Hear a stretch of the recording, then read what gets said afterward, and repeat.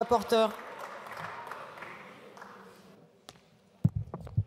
Merci Madame la Présidente. Alors, je pense que votre propos aurait été parfaitement complet si vous aviez rappelé qu'en commission, nous avons aussi adopté la proposition de loi. Je pense qu'il faut aussi le dire.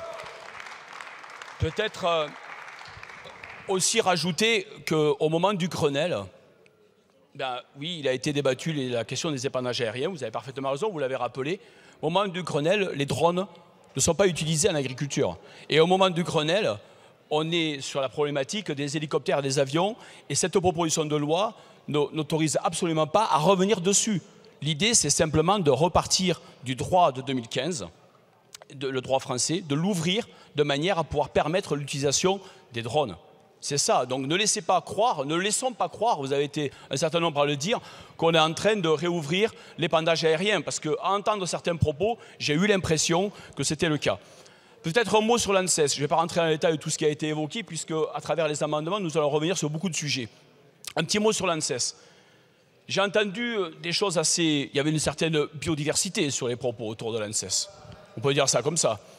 Alors moi, sur l'ANSES, Madame la Présidente de la Commission, vous devez vous souvenir que j'ai été rapporteur pour avis de notre Commission sur le budget agricole et que j'ai fait adopter un amendement qui renforçait les moyens de l'ANSES. On ne va donc pas me soupçonner de ne pas vouloir m'appuyer sur les travaux de l'ANSES. Je le dis au passage. Alors, sur le droit actuel, tout repose sur la fameuse directive européenne de 2009, qui a été transcrite en droit français en 2011, et ensuite en 2015, donc il reste deux principes de dérogation à l'interdiction des avions et des hélicoptères, et on ne reviendra pas dessus, ce n'est pas du tout l'objet du texte. Et les deux possibilités, les deux dérogations, eh bien, c'est pour l'absence d'autres solutions viables, qu'on peut faire appel à des épandages par voie aérienne, ou alors pour s'il s'avère que la pulvérisation aérienne présente des avantages manifestes pour la santé et pour l'environnement. Et ce second point a été supprimé par les travaux de la loi de 2015, la loi sur la transition énergétique pour la croissance verte.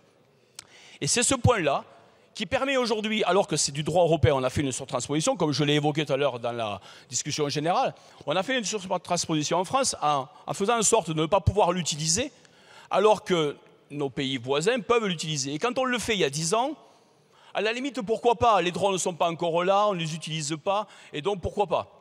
Sauf qu'aujourd'hui, ça devient un handicap. Un handicap puisque en Autriche, en Allemagne, dans les autres pays européens, on peut s'appuyer sur cette dérogation, donc parce qu'il y a des avantages manifestes.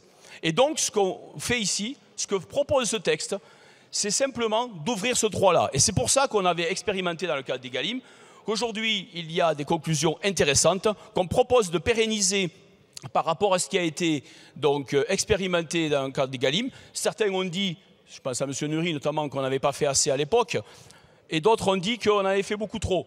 D'ailleurs, M. Prudhomme, avec une certaine véhémence, a essayé d'expliquer que je ne connaissais rien à la science, que je n'y comprenais rien. On peut quand même discuter un petit peu. Et d'ailleurs, vous avez légèrement laissé penser qu'on avait adopté un amendement à l'époque, en 2018, qui était un amendement qui avait été présenté par plusieurs députés, avec à l'intérieur une faute d'orthographe. Ben, sachez que l'amendement que j'avais présenté moi à l'époque, et qui était donc celui qui a été notamment adopté, n'est absolument pas celui-ci. Donc vos sources ne sont pas bonnes, M. Prudhomme. Il faudrait que vous remettiez un peu de rigueur dans le débat. Et donc ce qu'on a fait à l'époque, certains disent ça va trop loin, d'autres disent ça ne va pas assez loin. Nous, ce qu'on propose ici, dans ce texte, c'est de pérenniser ce qui a été fait à l'époque et d'ouvrir la possibilité de faire des essais. Mais des essais, je le rappelle, des essais qui sont scientifiquement encadrés. Des essais évalués par l'ANSES, avec des rapports d'évaluation qui seront transmis au Parlement, c'est-à-dire à l'OPEXT. Et donc, si le Parlement juge que les choses vont trop loin, eh bien, le Parlement pourra aussi déposer des propositions de loi complémentaires pour venir refermer ce qu'on aura éventuellement ouvert. C'est aussi simple que cela. Et évidemment, l'ANSES remet ses rapports et la décision politique appartient en effet au ministre, à l'État, au gouvernement, et non pas donc à l'ANSES. Donc je voulais insister sur ces points, peut-être évoquer... Bon, des choses ont été dites un peu, parfois être traité d'hypocrite, ça me paraît un tout petit peu excessif. On a l'impression qu'on n'a aucune confiance dans ce qui est proposé dans ce texte. Quand dans le texte on écrit produits de biocontrôle, produits autorisés en agriculture biologique, ou produits donc à faible risque, dont la liste actuelle repose sur 41 substances de produits à biocontrôle, eh bien moi je vais m'adresser maintenant à M. Chassaigne par exemple, qui je crois dans son groupe a un certain nombre de parlementaires et des territoires ultramarins.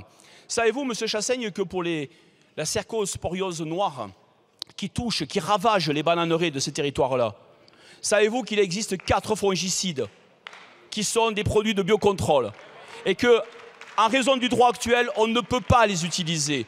Et ce qui se passe en contrepartie, c'est que du coup, les applicateurs là-bas utilisent des produits depuis la voie terrestre avec des sortes de canons de pulvérisation. Ils sont dans des conditions de température et d'humidité que je vous déconseille pour votre santé. Ils prennent tout ça sur le visage, ils le prennent sur le corps, ils le respirent, alors que nous proposons, avec les drones, de pouvoir utiliser ces 4 fongicides, qui sont des produits de biocontrôle, des produits d'origine naturelle, qui permettront de lutter contre la cercosporiose noire, qui ont montré leur efficacité, c'est dans le rapport de l'IRAE, vous avez oublié de le dire. Eh bien, parlez-en sincèrement avec les députés ultramarins, qui sont nombreux dans votre groupe, et vous verrez qu'au fond d'eux, ils seront d'accord avec cette proposition. Merci. Je vous remercie, monsieur le rapporteur. La parole est à madame la ministre.